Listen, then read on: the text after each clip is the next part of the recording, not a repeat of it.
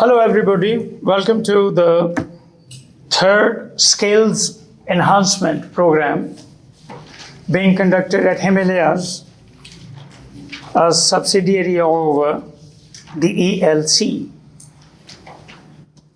You all remember, we've been talking about ways to enlarge our vocabulary because the purpose is to improve our fluency. Everybody these days wants to be fluent in spoken English. Everybody these days wants to be comfortable in written English. And one of the ways to gain competence in our target language is to enhance our vocabulary. Quickest enhancing vocabulary is the quickest route to competence. And let me tell you, because you all happen to be BS students, you're studying literature as well as linguistics, competence, the way I'm using it today, this morning, I'm using it the way it is used by most people, competence. But in linguistics, the word competence has a different meaning. In linguistics, the word competence means knowledge of the rules of the grammar of the target language. Knowledge of the rules of the grammar of the target language. But let me remind you, at this stage, that mere or sheer knowledge of grammar cannot always enable a person to speak fluently, grammatically correct English. When I start talking about these things, I'm reminded of a student of mine a couple of decades ago. He came to me, he had failed his BA exam, he wanted to improve, he wanted to pass, and I started working with him because of his enthusiasm. He passed. He knew a lot many things about grammar. Ask him what a gerund is, ask him what an infinitive is, he would tell you this. But when it would come to talking fluently or writing comfortably, grammatically correct English, poor soul, he would cut a sorry figure. What is the reason? He knows a lot of grammar, still he cannot speak and write fluently. Why? Maybe you remember all my life in my teaching career, I have been emphasizing one thing, that the solution to our problems lies in exposure. Maybe some of you remember this. The solution to our problems lies in exposure. And exposure means, what does it mean? Doing a lot of listening, doing a lot of reading. If you don't do a lot of listening and reading, you are not going to pick the idiom. Idiomatic English. English that is spoken by the natives. And I should remind you at this stage, you know this, you are all linguistics students, you know that no language is static. Language keeps changing the way we change, because language is one of the shared products of a community. Language is just one aspect of that community. And as the community changes, language also changes. Our culture changes, language changes. Our ways of living change, language changes. Language changes. So we, being students of English, we've got to keep track of the changes taking place in the language. That is called idiomatic English. And I keep reminding my students that idiomatic English does not mean English that is laden with a lot many idioms. It doesn't mean that. Idiomatic English means correct English. Idiomatic English means English that is used by the natives, that the natives use. And let me tell you, before we proceed, that the natives, the language that the natives use is not the same that was being used there a couple of decades ago. Language changes. Collocations of words change. Collocations. Words are never learned separately, one word in isolation from the other words. Words always are learned in combination. Certain words go together. We have got to keep track of those going together groups. This is what we call collocation. So if you want to enhance your vocabulary, you have got to keep in mind the fact that because language changes, we have got to keep track of the changes as well and change our own. But luckily for you, I was telling this, in one of my classes this morning, that luckily for us, language does not change at a very rapid pace, at a pace that will be difficult for us to keep track of. No, it's not that. Just as you're watching the hand that indicates the progression of hours, you notice that the hand that indicates the progression of hours isn't moving. It doesn't seem to be moving. It is moving, but it doesn't seem to be moving. Similarly, language changes, but the changes take place over decades, luckily for us. Had it not been so, it would have been difficult for us to keep track of all the changes that take place in language. So language changes. But I remember when I was a student the way you are, one of my teachers, in those good old days, he told us an idiom. And the idiom was to eat the cake and have it. To eat the cake and have it. That was way back in the late 60s. To eat the cake and have it. My teacher, Professor Rafiq Shah, he taught us this. It was correct in those days. The gentleman went to England. He kept teaching there. Visited, our college in 2003. Came to my office too, because I had been his student, his pupil. He came to me, we sat together, chatted for a while, and then he said, the gentleman was an English teacher, but he hadn't made any attempt to acquaint himself with the basics of linguistics. And he said, the latest edition of the Oxford English Dictionary, they gave this idiom incorrectly. The idiom was to eat the cake and have it, but now they say to have the cake and eat it. To have the cake and eat it.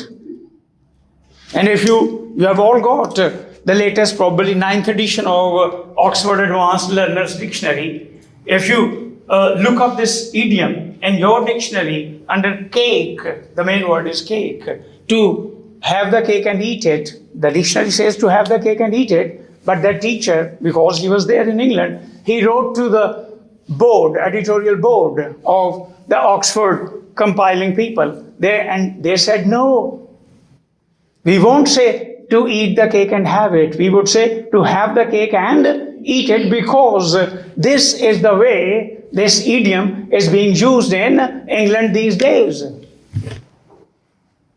I remember as a student, I used to, because everybody does the same, you try to learn, words followed by appropriate prepositions. What prepositions come after which words? And I remember, different from, but nowadays, you notice educated people, saying different to. And this is deemed correct. The point that I'm trying to hammer home is that you have got to keep track of the changes. And the best way to do that is to keep yourselves abreast of the latest idiom, the way language is being used these days, the novels and the plays that are being written these days, the language that the anchors are using these days, because the purpose is, we've been talking about for the last 2 sessions, we've been talking about improving our vocabulary, because vocabulary determines the scope and shape of our understanding. The other day I happened to look at a very ordinary word, and the word was aglet, A-G-L-E-T. Let me confess, I did not know the meaning. Aglet, very common, small, apparently insignificant word, but I was surprised. This is the plastic end to your shoelace. Plastic end to your shoelace. Aglet. Oh, that's why I say the solution to our problems lies in exposure. We have got to keep reading. We have got to keep reading. And then we start thinking about the other problem that we as students of, because if the purpose be to improve our competence, the ability to use language comfortably in the target language, competence means not simply improving our grammar, but also improving our vocabulary. Grammar is the structure. Grammar is the skeleton. But vocabulary constitutes the flesh. Vocabulary constitutes the important organs, vital organs. If you know the rule, but you do not have the requisite word in a certain situation or a certain context, you will not be able to communicate effectively. It means we've got to improve our vocabulary. But then the other problem that most of our students face is not simply learning new words. Poor souls, they keep learning words from book lists or word lists, not knowing that words have got to be learned in sentences, not knowing that retaining words would be possible only if they are learned, read attentively in the context. The importance of context, we've been talking about it. The importance of context, linguistic context, what comes before a word and what comes after a word. And then the situational context. The situational context is also very important. You remember, maybe some of you do, I was telling you, in a light vein, I was talking to you about a husband and a wife. And I told you that one day, a husband, he got offended with his wife. And he said, well, you keep complaining of having to do a lot of work. You keep telling me you work harder, you work far more than I do. No, it's not true. I'll work today in the kitchen. You leave the kitchen. I'll work today in the kitchen. So poor soul, wife goes out, and that gentleman, he begins to work in the kitchen. She comes after 2 hours. And finds everything in a mess. Everything topsy-turvy. And the gentleman has not been able to cook anything at all. And what does she say? She says, oh, you are a wonderful cook. You are a wonderful cook. And this is what reminds me of the importance of situation. Because wonderful cook should mean wonderful cook. But in that particular context, it doesn't mean a wonderful cook. It means a horrible cook. Isn't it? You are a horrible cook. You thought you would be able to do things, but you seem to have miserably failed. She did not say this, but she implied all this. When she said, you are a wonderful cook. How shall we get to know these things? By doing a lot of reading, exposure, realizing the importance of linguistic context and realizing the importance of situational context. Situation words have got to be learned in their situations. And let me tell you, don't overburden yourself, because learning a word every day is better than not learning a word ever. Isn't it? Learning 2 words, 3 words will do. Learning a word will do. Somebody has said that brief bursts are better than one long blast. Brief bursts are better than one long blast. If you come across a difficult word, then try to, maybe you remember, we started talking about, actually, we are talking about retaining words. How to retain words. Mind is like a garden, you know. It needs softening and weeding and things like that. Just as you go to a garden and you start doing all this, don't you? You do this. So you plant, a word is like a seed. You plant that word there in your mind, but then you have got to take care of it, you know. Cultivating vocabulary is a long-term activity. It's a long-term activity. It has got to be a marathon session, you know. It isn't a sprint. Cultivating vocabulary. It depends on good habits and sensible practice. Cultivating vocabulary. I came across a word the other day, tarantism. I did not know the meaning. Nobody is an encyclopedia. Nobody is a dictionary. Even the Englishmen are not. Educated Englishmen, they do not pretend to be encyclopedias or dictionaries. They are not. Nobody is. How many of us can claim to know all the important Urdu words? How many of us can claim to know the correct pronunciation of all the important Urdu words? I don't think anybody can. I don't think.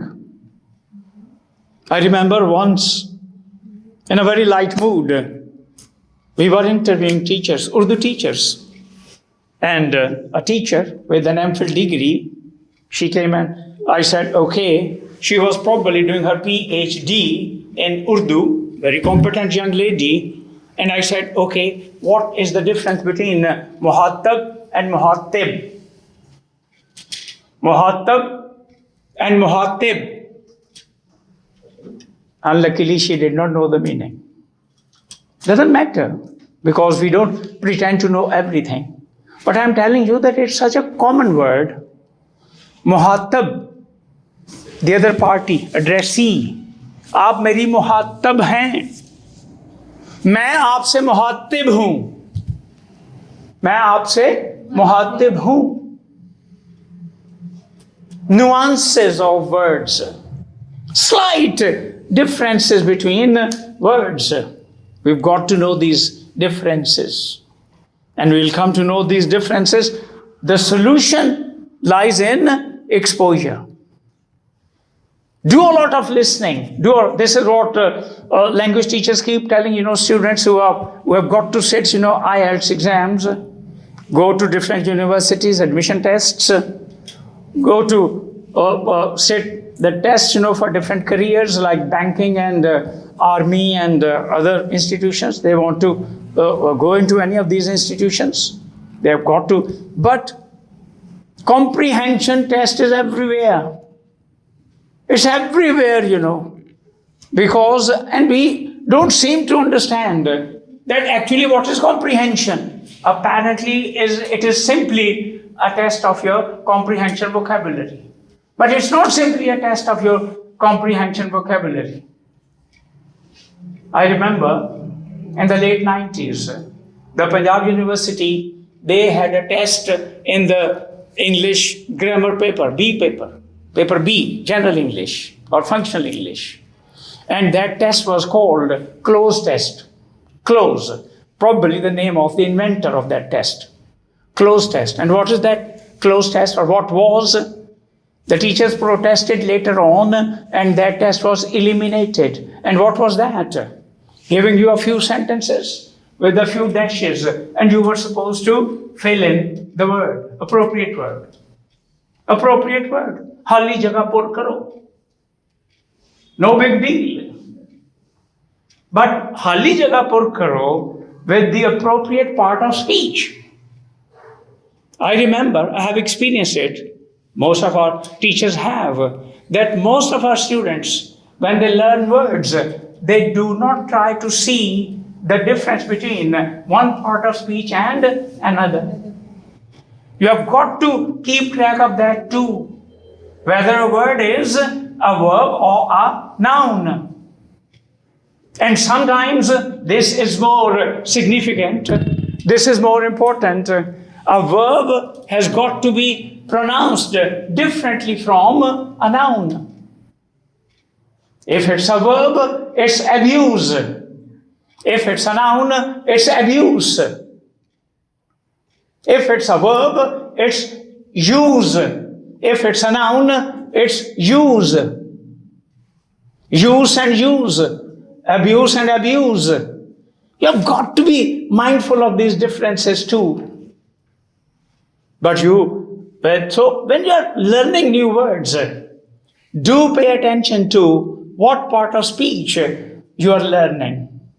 If you're learning a verb, what is its noun? If you're learning a verb, what's the adjective? Because that close test was not simply a test of your vocabulary, it was a test of your grammatical competence too. You're supposed to put in the correct word, the adjective, noun or verb. So it's not simply hali jagah pur karo, it's a test of your overall competence in the target language. Similarly, when we keep talking about improving our comprehension vocabulary, that is to understand and then reproduce. When somebody is talking, you are simply listening to him. You are trying to grasp the message, understand the words. When you are reading a passage, you try to understand the words therein. You understand. If you understand, then your vocabulary, comprehension vocabulary is reasonably good. But doing the comprehension question, when you are supposed to read the question and then answer, it is not simply a test of your vocabulary, it is also a test of your grammatical competence, knowledge of grammar. So both things, I keep telling you, vocabulary, of course, these days we are talking about enlarging or enhancing vocabulary, but don't be unmindful of the correct use of grammar. Grammar, luckily, limited. Rules can be mastered. But vocabulary, open-ended. Very many words. You have got to try and learn all those words. I was talking about that word tarantism. And I said that I came across this word tarantism, somebody with the same name, somebody who could dance like mad. I did not know the meaning of this word tarantism.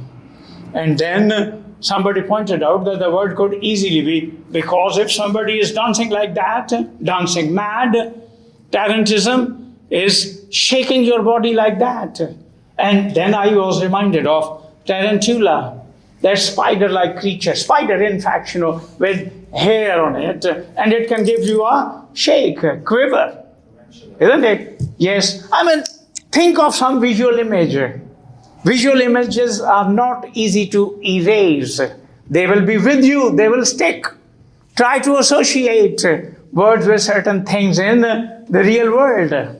The phenomena that you can experience through senses, and then you will probably not forget the word.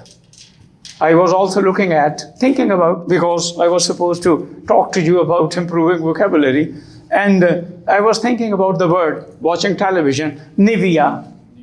Nivea, trademark of a hand cream. And Niveal or Nivea, when I looked up, it meant growing among snow. Nivea, growing among snow. A bottle of hand cream protruding out of snow, as it were. Isn't it? So, if you think about things like that, I'm simply trying to make you realize the importance of associating new words with visual images. That would help you retain the meanings of those words.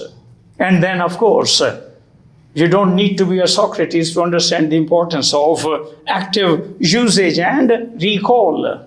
If you have got your mind stored with a couple of useful words, you have got to use them. The more memory is used, the more it will endure.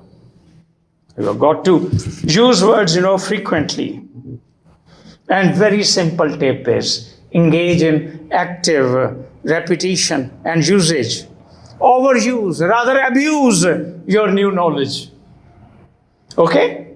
Abuse your new knowledge of words. Don't be shy of using them. You will notice that when you use a word for the first time, you might be having strange feelings inside you that everybody will be surprised and perhaps might clapping or appreciate. Nobody notices. When you do it a couple of times, you develop the habit to use new words.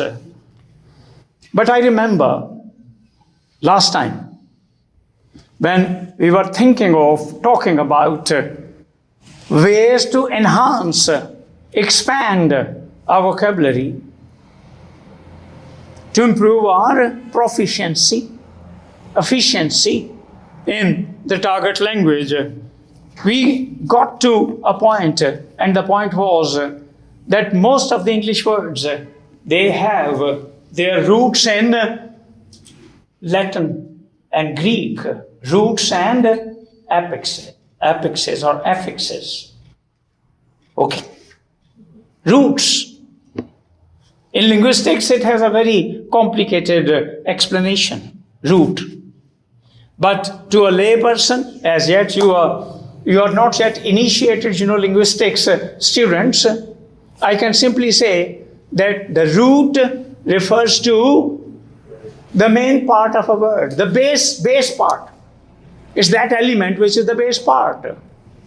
But before I start talking about, we have got some time, before I start talking about roots and affixes, I would like to discuss something else, and that is enlarging vocabulary through focusing on denotation and connotation.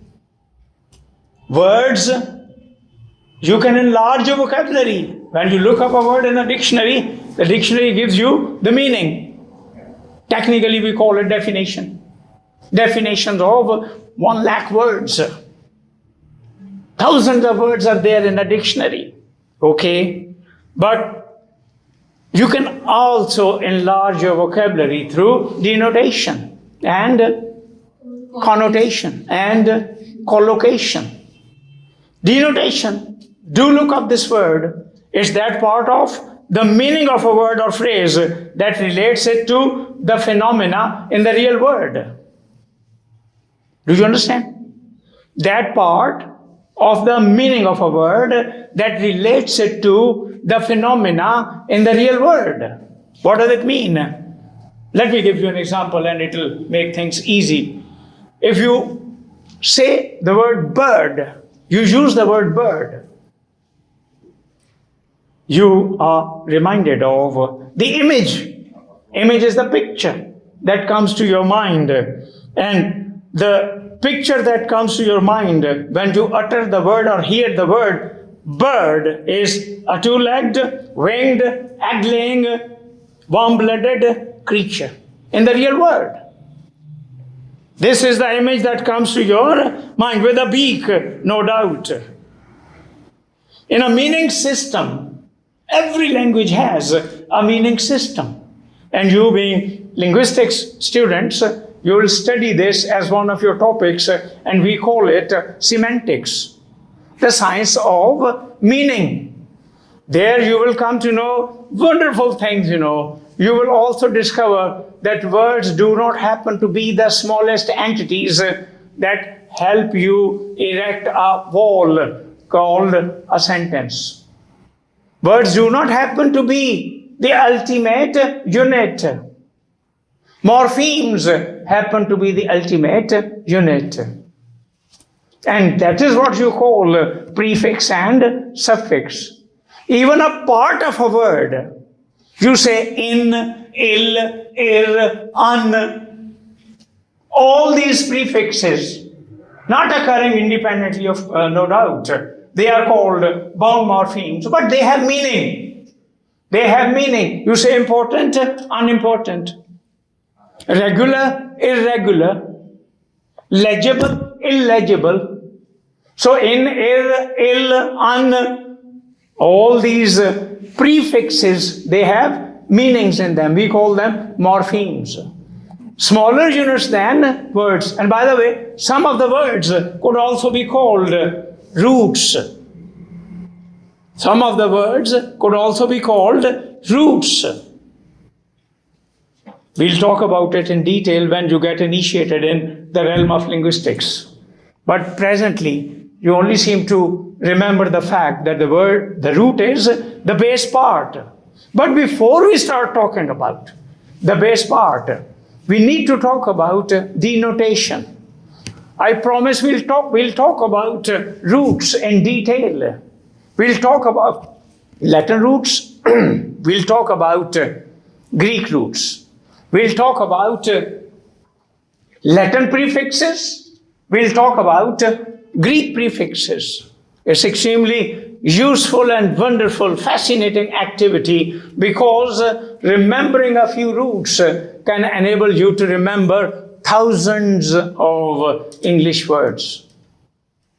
Denotation, presently, today, I intend to focus on denotation, that part of the meaning of a word that relates it to the phenomena in the real bird. But if while talking about a friend of mine, if he is in the habit of visiting different cities, different countries, time and again, I say, well, he is a bird. Urdu में हम कहते हैं ये साहब कुछ सैलानी तबीयत के मालिक हैं, इनकी तबीयत कुछ सैलानी है, means he cannot stick to one place. I call him a bird, but I am not using the word bird in the sense of denotation. The way, if I'm talking about using the word child, it could be a young human being. But if I call a grown-up a child, I don't mean he is young, yes, or he is a little older than a baby, isn't it? No. Child. The word child has many connotations. Child would mean innocent. Child could mean angel-like. Child could mean mischievous. Child could mean grubby, rather dirty. Child could mean noisy. All these different meanings. All these different meanings. And this reminds me of the fact that connotations, words have different connotations. Words have different nuances of slight changes of meaning. What is a connotation? If I call somebody a child, I'm in fact, expressing my emotions vis-a-vis that person. I deem him, I consider him a child. Is my use of the word child referring to a grown-up person would be explicit of, indicative of my feelings, the way I feel about that person or that phenomenon or that institution. These are different meanings that words have. My point is that when you pick vocabulary, different words, be mindful of their denotative meaning and their connotative meaning, connotations. Interesting. A child is not always a child. It could be something more than that. And the other point is that connotations are shared by a group of people.